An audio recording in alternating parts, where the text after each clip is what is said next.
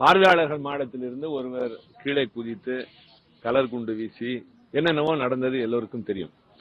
ஆனால் இது குறித்து எந்த விதமான தீவிரமான ஒரு செயல்பாடுகளும் இல்லை. ஏதோ அரசாங்கத்தின் தரப்பில் ஒரு அறிக்கை மட்டுமே வெளிவருகின்றது. ஒரு அறிக்கை மட்டுமே வெளிவந்திருக்கிறது நடவடிக்கை எடுப்பதாக. இது அவ்வளவு சாதாரணமான ஒரு செயல் அல்ல. அப்படி குதித்தவருடைய கையில் வேறு ஏதாவது இருந்திருந்தால் என்ன நடந்திருக்கும்? கையிலே கொண்டு வந்திருந்த அந்த வாயு என்பது விஷவாயுவாக இருந்தால் என்னென்னவெல்லாம் நடந்திருக்கும்? ஆக அவர்கள் உணர்த்துவது அவ்வளவு உயரம், சற்றேறக்குறைய 25 அடி உயரம். அது சாதாரணமான உயரம் அல்ல. இந்த புதிய நாடாளுமன்ற கட்டடத்தில் அதிலிருந்து ஒருவர் அடிபடாமல் எந்த காயமும் இல்லாமல் கீழே குதித்து பின்னர் குரங்கு போல ஓரிடமா தாவுகிற அளவுக்கு பயிற்சி பெற்றவராக இருக்கிறார் என்றால் இவர்கள் எதையோ உணர்த்துகிறார்கள். தேர்ந்தெடுக்கப்பட்ட நாளும் டிசம்பர் 13, 2001 நாடாளுமன்றம் தாக்கப்பட்ட நாள். ஆக ஒரு அசம்பாவிதம் நடந்த குறிப்பிட்ட நாளின் போது ஒவ்வொரு ஆண்டும் அதை நினைவு நாளாக சிலர் கடைபிடிப்பதும் வேறு சிலர் அந்த நடவடிக்கையில் ஈடுபடுவதும் அரசாங்க எச்சரிக்கையாக இருப்பது வழக்கம். எங்களுக்கு காதில் வருகிற செய்தி ஏதோ ஒன்று நடக்கப் போவதாக ஏற்கனவே புலனாய்வுத்துறைக்கு தகவல் வந்ததாகவும் அது குறித்து இவர்கள் தீவிரமான எந்த தடுப்பு நடவடிக்கையும் எடுக்காதும் ஒரு காரணம் என்று தகவல்கள் வருகின்றன. அது உறுதி செய்யப்பட வேண்டும். இப்படிப்பட்ட நிலையில் எங்கே நடந்ததோ அந்த நாடாளுமன்றத்தில், பேசுவதற்கென்றே இருக்கின்ற நாடாளுமன்றம், விவாதித்து முடிவுகளை எடுக்க வேண்டிய நாடாளுமன்றத்தில் இது குறித்து எங்களை பேசவே அனுமதிக்கவில்லை. நேற்றைக்கு அவ்வளவு பெரிய நிகழ்வு நடந்து இந்த அரசாங்கத்தினுடைய அணுகுமுறை எப்படி இருக்கிறது என்றால், ஒன்றுமே நடக்காது போல வெளியே காட்டுவதற்கு நாடாளுமன்றம் இயல்பாக நடவடிக்கைகளை தொடர்கிறது.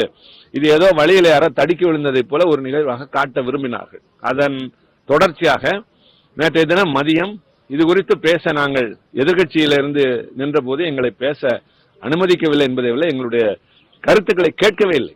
மாறாக மசோதாக்களை நிறைவேற்றுவதிலேயே அவைத் தலைவரும் அரசாங்கமும் கவனத்தோடு இருந்தது.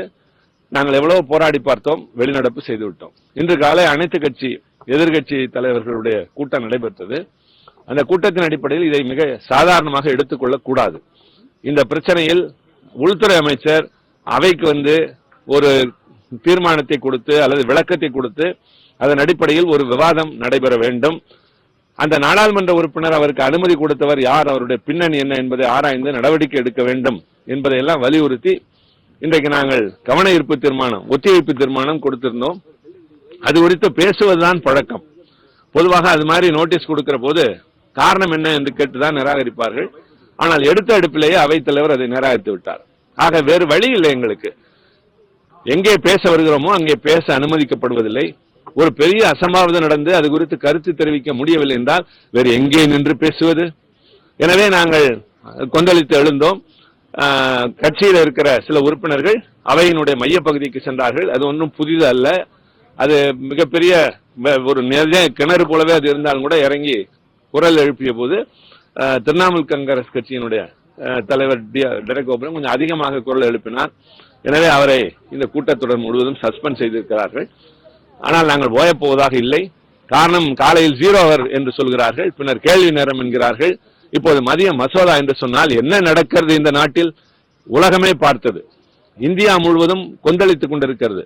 பள்ளியில் இருக்கிற பிள்ளைகள் வரை இது தெரிந்து பதைத்து போயிருக்கிறார்கள்.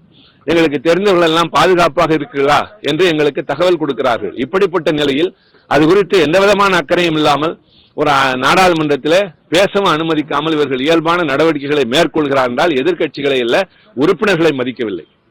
நாடாளுமன்றத்தினுடைய பாதுகாப்பை, கண்ணியத்தை, இதில் ஏற்பட்ட இந்த பாதுகாப்பு குறைபாடுகளை அவர்கள் விவாதிக்க தயாராக இல்லை.